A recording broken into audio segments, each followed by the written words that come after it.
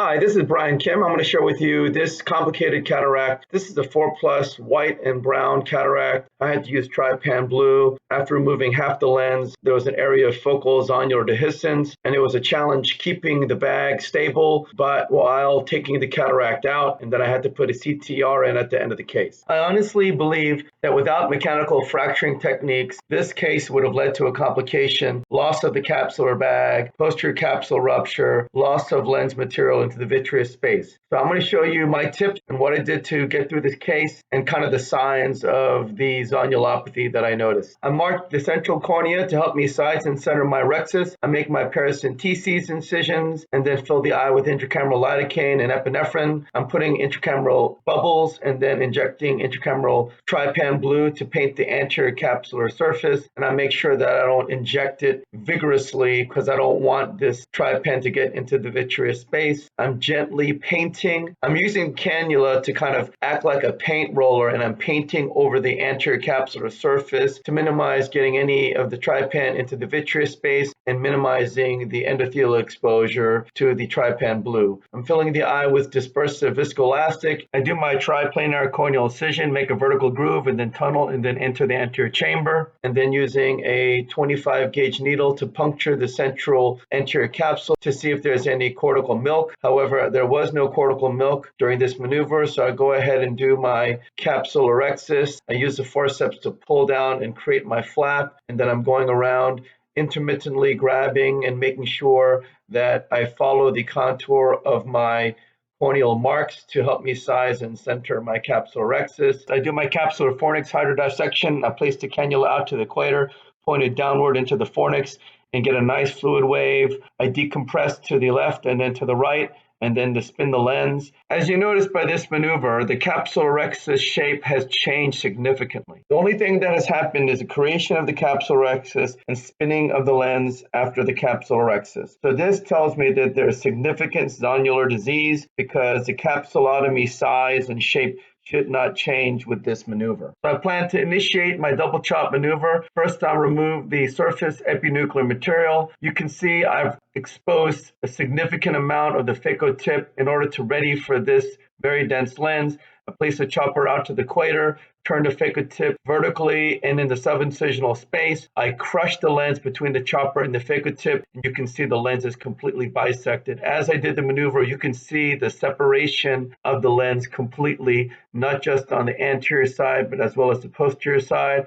I do the cross chop maneuver, chopping the contralateral heminucleus, and you can see this is also fractured completely. I'm trying to grab this quadrant, and I'm crushing it again with mechanical fracturing forces, and then trying to remove these small little fragments. I then go ahead and try to get underneath this lens piece by taking the chopper out to the equator and then crushing the lens as well. I'm grabbing it with a little bit of vacuum, lifting up the fragment and getting underneath the fragment and doing a scissoring, almost like a side swipe, crushing the attachment, the posterior kind of adhesion with the chopper and the phaco tip underneath the fragment. Once I separate that adhesion, I'm able to crush the lens pieces with the chopper and phaco tip, and then using intermittent bursts of ultrasonic energy and vacuum to emulsify the lens pieces. This is a little bit of a challenge. I'm trying to turn the lens, but because of the weak zonules, I can sense that it's very difficult to turn this lens. So I'm having to be very careful using the chopper and the phaco tip to gently kind of tease it along and roll it around and turning it. Eventually, I'm able to turn the lens. I place the chopper out to the equator and place the phaco tip deep in the bag, and I'm able to crush this quadrant as well. You can still see there's a posterior adhesion, and so I'm just gently trying to tease that apart, but it's still connected. And so I'll place the chopper out to the equator. Because the zonules are weak, I'm being very careful to make sure that I'm definitely underneath the anterior capsular surface as I go around. And then again, I'm doing this side swiping, crushing, scissoring maneuver to crush the posterior adhesion. By doing this, you can see this fragment is now actually separated and in the anterior chamber. And so I don't really want it to be up that high. So I'm going to go ahead and grab it and pull it down and then crush it in half using mechanical fracturing forces and then emulsifying the lens pieces. Again, you can see all of the maneuvers are towards the center. This is the most zonular friendly way of doing this lens disassembly rather than going after it with high vacuum or high ultrasonic energy and causing potential collateral damage. I'm using intermittent bursts of ultrasonic energy and vacuum. And again, all centripetal mechanical fracturing forces away from the bag. If you pay close attention in this surgeon's view, up and to the right, there's an area of zonular dehiscence. You can see as I try to turn this lens, the capsulotomy is actually more central. So then rather than trying to spin the lens with the instruments, I come out, fill the eye with viscoelastic, and I'm going to do a two-handed instrument maneuver to try to spin this lens. So very carefully and gently, I don't want to cause any more zonular damage. I'm using this two-handed maneuver to turn the lens, fill the eye with some more dispersive viscoelastic, and then placing my instruments back into the eye. I place the chopper out to the equator, place the phaco tip deep within the bag. I crush the lens completely, and now I've crushed this second heminucleus completely and divided it. As I grab this lens piece, look up and to the right, and you can see the area of zonular weakness. The zonules are giving away, and the capsular bag is collapsing. Again, I'm using minimal ultrasonic energy and vacuum to grab the lens pieces, using mechanical fracturing forces and mechanical forces to crush the lens pieces. If I went with much higher vacuum and sustained ultrasonic energy, I could definitely grab the bag in doing this, but using it just sparingly and intermittently, I'm primarily using mechanical fracturing forces to crush the lens between the chopper and the phaco tip, and then using intermittent bursts of ultrasonic energy and vacuum.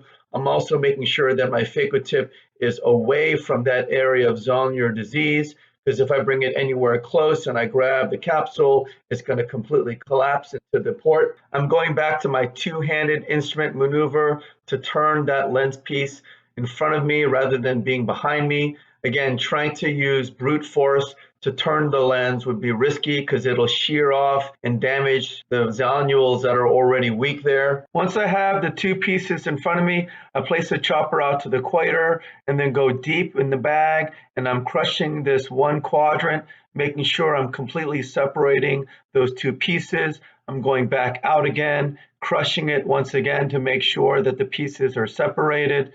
And then you can see I'm teasing that apart to make sure those adhesions are separated, but there is still some adhesion there, and I'm just very carefully under irrigation alone. I'm trying to get a little bit deeper. It's a little bit of a challenge because I don't want to snag the bag. I'm grabbing it with a little bit of irrigation, lifting up that fragment, getting under it again, and doing that scissoring maneuver, that side swipe maneuver, and I was able to finally disengage those adhesions, those posterior plate adhesions. Once I did that, the rest of it's easy. I'm using mechanical fracturing forces to crush the lens pieces into bite-sized pieces and using the ultrasonic energy and vacuum to emulsify those pieces. Pay attention, again, up and to the right, you can see the flopping of the capsule. You can see the linear striae lines from the weak zonules in that area up and to the right. Again, I'm trying to stay away from it. It's flopping considerably, but because I have everything under good control, I'm using mechanical fracturing forces rather than high energy or vacuum sustained periods. I'm just using intermittent bursts of ultrasonic energy and vacuum. And this is why this is such a zonular and capsular safe technique. I'm getting this final piece now that somehow managed to get subincisionally. I come out, inject some more dispersive viscoelastic, and I'm using an instrument to tease that last quadrant in front of me. I'm using my chopper and phaco tip to kind of maneuver that piece in front of me, using a little bit of vacuum to grab it, and then I'm crushing the lens into two pieces. I'm using a little bit of ultrasonic energy and vacuum to, again, reposition the lens, crush it again, crushing it again, and making it smaller and smaller until I'm ready to emulsify the lens pieces. Again, I'm using intermittent bursts of ultrasonic energy and vacuum, crushing the lens between the chopper and the phaco tip. As I'm getting to these last pieces, I'm making sure that my chopper is deep in the bag. As I'm emulsifying these lens pieces, you can see there's still several dense, small fragments still left in the bag. I'm going to use my chopper to kind of tease these pieces up towards me rather than trying to suck it with the phaco tip. I'm teasing it up and then gently, again with the chopper deep, emulsifying that last piece. I'm filling the eye with some more viscoelastic, and then I'm going to use my capsular retention ring. I like to load it into the injector, and then using a Sinskey hook, I'm going to do a minimally traumatic zonular technique by pushing and hooking the bleeding eyelet through on a Sinskey hook. As I advance the CTR, it's going in without contacting the capsular bag at all until the very end. And by this time, there's no torsional traction on the bag as it goes in. And then I disengage the eyelets from the Sinskey. I widen my incision and then inject the 3-piece intraocular lens into the capsular bag. I use a emulsiment to dial the trailing haptic into the eye, and then I remove the viscoelastic first underneath the lens to make sure that there's no viscoelastic between the lens and the posterior capsule, and then in the anterior chamber. I hydrate my wounds, and this is the end of the case. I truly believe that a case like this with 4+ dense lens, severe zonular disease, under normal techniques with divide and conquer or even just traditional chopping techniques would have a high risk leading to a complication, posterior capsule rupture, zonular dehiscence or worsening zonular dehiscence. And so I really do feel that mechanical fracturing is really a very powerful technique. It doesn't require any additional instrumentation. It just uses a different way of looking at cataract surgery. Again, rather than using the phaco tip to do all of the hard work, using high energy and high vacuum, which are high risk with this type of situation. When you have a dense lens and weak zonules, it's a really bad combination. You can't spin the lens very well. When you take the pieces out, the bag wants to come with you. So mechanical fracturing is a really very elegant way to deal with a lot of these issues in complicated cases.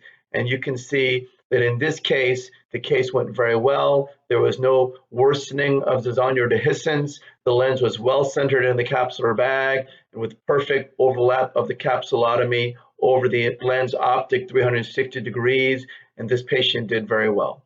I hope this was helpful to you, and thank you for your attention.